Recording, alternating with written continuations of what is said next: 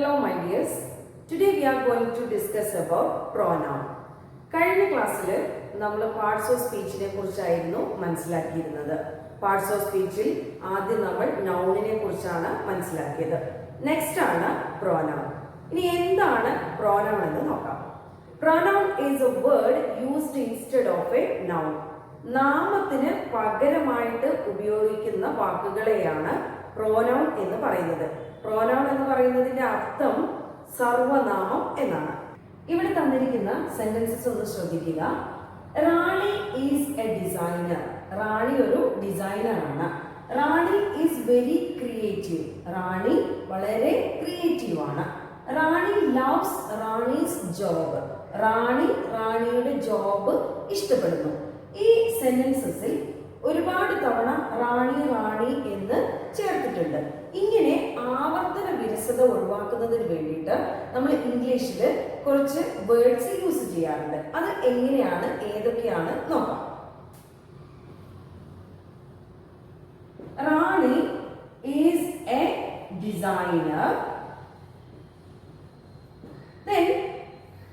ഈ റാണി എന്നതിന് പകരം നമുക്ക് ഷീ എന്ന് ഉപയോഗിക്കാം. She is very creative. അവൾ നല്ല ക്രിയേറ്റീവ് ആണ്. ഇനി റാണി ലവ്സ് റാണീസ് ജോബ് എന്ന് പറയുന്ന രണ്ട് വേർഡ്സിനും കൂടെ നമുക്ക് പകരമായിട്ട് വേറെ വേർഡ്സുകൾ ഉപയോഗിക്കാം. ഏതൊക്കെയാണ്? ഷീ loves her job എന്ന് മാറ്റാം. ഓക്കെ, അപ്പൊ നമ്മളിവിടെ ഷീ ഹെർ എന്നീ പറയുന്ന മൂന്ന് വേർഡ്സുകളാണ് നമ്മൾ പകരമായിട്ട് ഈ സബ്ജക്റ്റിന് പകരമായിട്ട് ഉപയോഗിച്ചിരിക്കുന്നത്.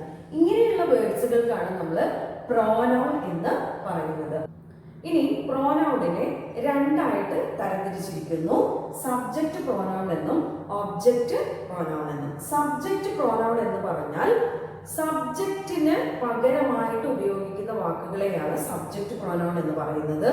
ഒബ്ജക്റ്റ് പ്രോനൗൺ എന്ന് പറഞ്ഞു കഴിഞ്ഞാൽ ഒബ്ജക്റ്റിന് പകരമായിട്ട് ഉപയോഗിക്കുന്ന വേർഡുകളെ നമ്മൾ എന്ത് പറയുന്നു?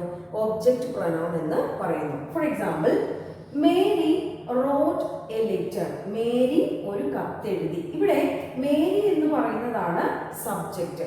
ഇതിന് പകരമായിട്ട് നമ്മൾ ഷീ റോട്ട് എ ലെറ്റർ എന്ന് എഴുതാം. ഇവിടെ ഷീ എന്ന് പറയുന്നത് എന്താണ്? പ്രൊനൗൺ ആണ്.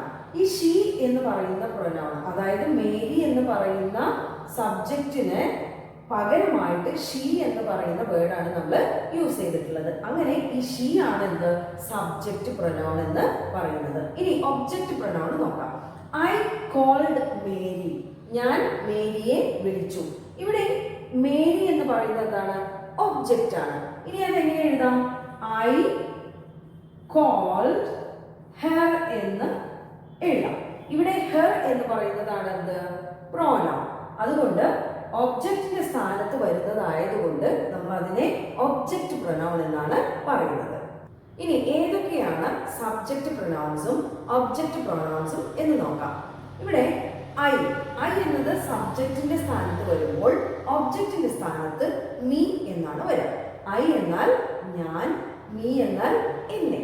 നെക്സ്റ്റ് യു, നീ, യു നിന്നെ. ഹി അവൻ, ഹിം അവനെ. ഷീ അവൾ, ഹെർ അവളെ. ഇറ്റ് ഇത്, ഇറ്റ് ഇത്.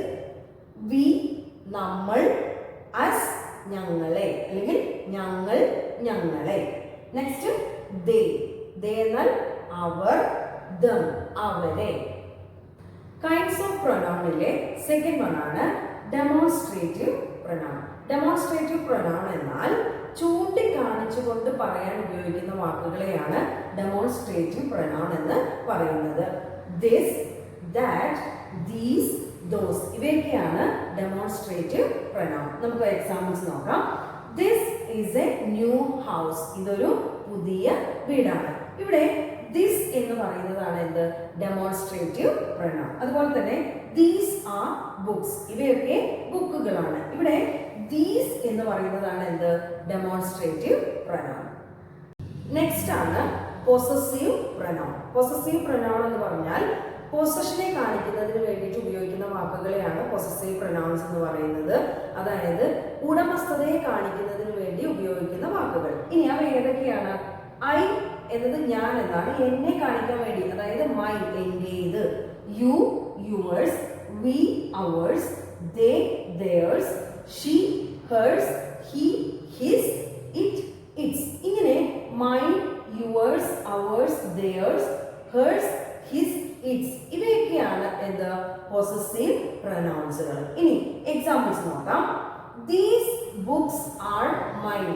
ഈ ബുക്കുകൾ എന്റേതാണ്. ഇവിടെ മൈൻ എന്ന് പറയുന്നതാണ് എന്ത്? പൊസസീവ് പ്രൊനൗൺ, എന്റേത് എന്ന് പറയാൻ വേണ്ടിയിട്ട്. Next, this car is theirs. ഈ കാറ് അവരുടേതാണ്, theirs. ഇവിടെ theirs എന്ന് പറയുന്നത് എന്താണ്? Possessive pronoun. അങ്ങനെ ഉടമസ്ഥതയെ കാണിക്കുന്നതിന് വേണ്ടി ഉപയോഗിക്കുന്ന വാക്കുകളെ നമ്മൾ എന്ത് പറയുന്നു? പൊസസീവ് പ്രൊനൗൺ എന്ന് പറയുന്നു. Fourth one, interrogative pronoun. Interrogative pronoun എന്നാൽ ചോദ്യങ്ങൾ ചോദിക്കുന്നതിന് വേണ്ടി ഉപയോഗിക്കുന്ന വാക്കുകളെയാണ് ഇന്ററോഗേറ്റീവ് പ്രൊനൗൺ എന്ന് പറയുന്നത്. For example, who, whom, whose, what, which ഇവയൊക്കെയാണ് ഇന്ററോഗേറ്റീവ് പ്രൊനൗൺസ്. നമുക്ക് എക്സാമ്പിൾസ് നോക്കാം. What is this? ഇത് എന്താണ്? ഇവിടെ what എന്ന് പറയുന്നത് എന്താണ്? ഇന്ററോഗേറ്റീവ് പ്രൊനൗൺ ആണ്. നെക്സ്റ്റ് ആണ് who called last night? ഇന്നലെ രാത്രി ആരാണ് വിളിച്ചത്? ഇവിടെ who എന്ന് പറയുന്നത് എന്താണ്? ഇന്ററോഗേറ്റീവ് പ്രൊനൗൺ ആണ്.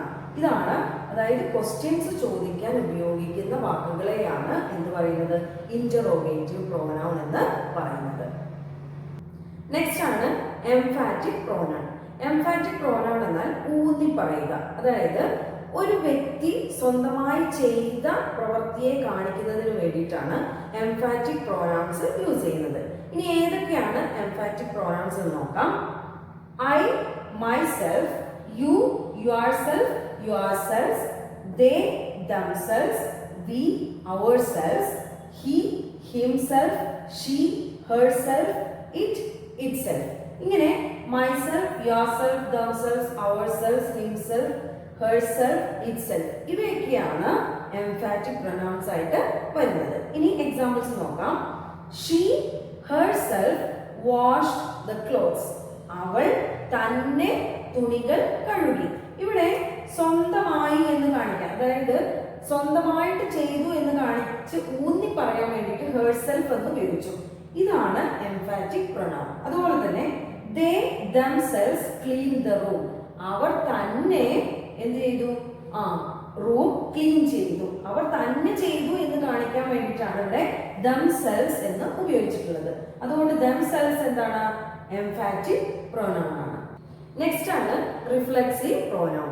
റിഫ്ലെക്സീവ് പ്രൊനൗൺ ഒരു വ്യക്തിയോ അല്ലെങ്കിൽ ഒരു വസ്തുവോ ചെയ്ത പ്രവൃത്തിയെ കാണിക്കുന്നതിന് വേണ്ടിയിട്ടാണ് റിഫ്ലെക്സീവ് പ്രൊനൗൺസ് യൂസ് ചെയ്യുന്നത്. ഇനി ഏതൊക്കെയാണ് റിഫ്ലെക്സീവ് പ്രൊനൗൺസ് നോക്കാം.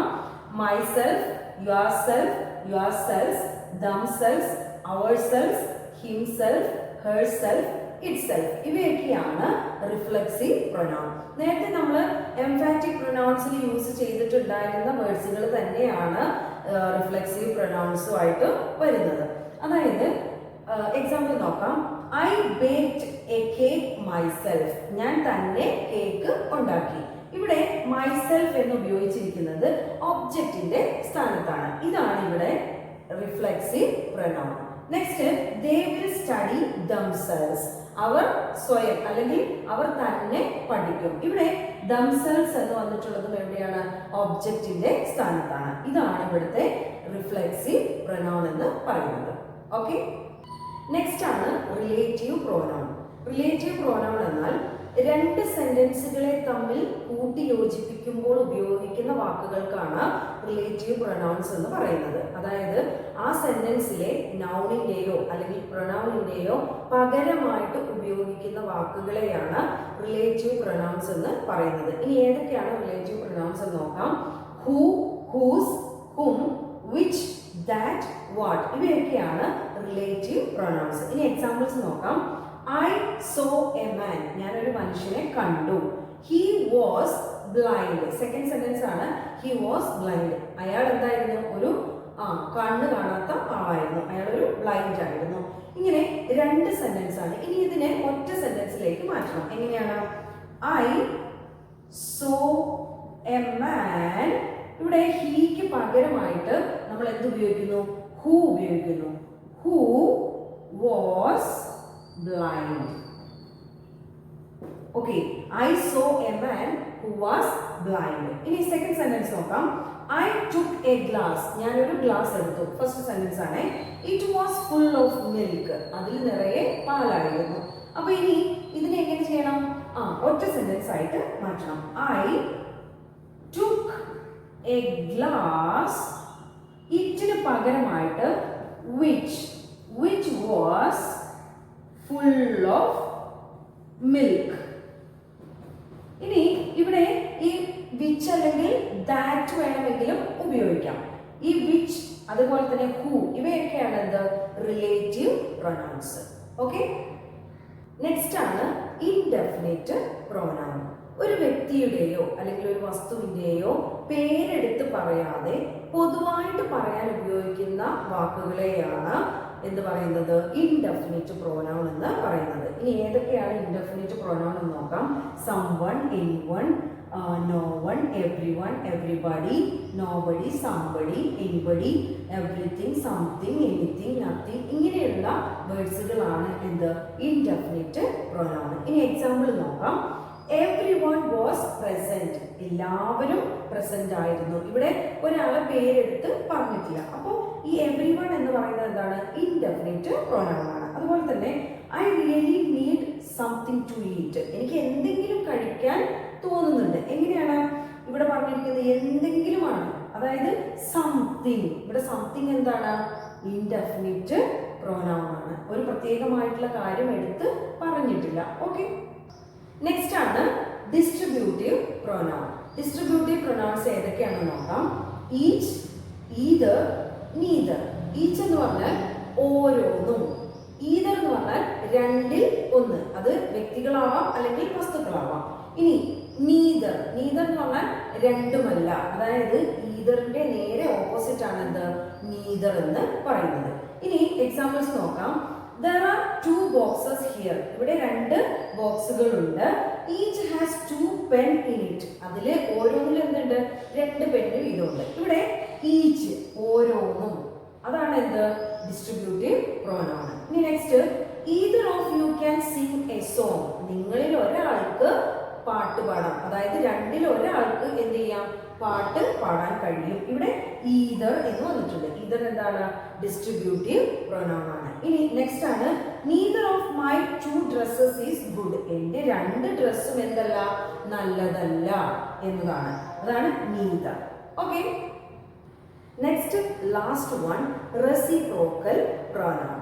ഈ റെസിപ്രോക്കൽ പ്രൊനൗൺ എന്ന് പറഞ്ഞാൽ രണ്ടോ അതിലധികമോ ആളുകൾ ഒരേ പ്രവൃത്തി ചെയ്യുന്നുണ്ടെങ്കിൽ ആ പ്രവൃത്തിയെ കാണിക്കാൻ ഉപയോഗിക്കുന്ന വാക്കുകളാണ് റെസിപ്രോക്കൽ പ്രൊനൗൺസ് എന്ന് പറയുന്നത്. ഇനി ഏതൊക്കെയാണ് reciprocal pronounce?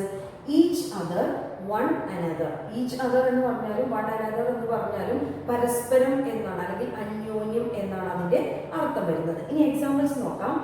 John and Mary love each other. ജോണും മേരിയും പരസ്പരം സ്നേഹിക്കുന്നു. ഇവിടെ ഈച്ച് അതർ എന്ന് തന്നിട്ടുണ്ട്. ഈ ഈച്ച് അതർ പരസ്പരം എന്ന് പറയാൻ വേണ്ടിയിട്ട് ഉപയോഗിച്ച ഒരു വാക്കാണ്. അതാണ് എന്ത്? Reciprocal pronoun. Next, we help one another. ഞങ്ങൾ പരസ്പരം സഹായിക്കുന്നു. ഇവിടെ വൺ അനദർ തന്നിട്ടുണ്ട്. ഈ വൺ അനദർ ആണ് എന്താ? റെസിപ്രോക്കൽ പ്രോനൗൺ എന്ന് പറയുന്നത്. ഇപ്പൊ നമ്മൾ പഠിച്ചുകൊണ്ടിരിക്കുന്നത് പാർട്സ് ഓഫ് സ്പീച്ച് ആണ്. പാർട്സ് ഓഫ് സ്പീച്ചിലെ പ്രോനൗൺ എന്ന ടോപ്പിക്കാണ് എടുത്തുകൊണ്ടിരിക്കുന്നത്. നെക്സ്റ്റ് പാർട്സ് ഓഫ് സ്പീച്ചുമായിട്ട് അടുത്ത ക്ലാസ്സിൽ കാണാം. Okay, bye, thank U.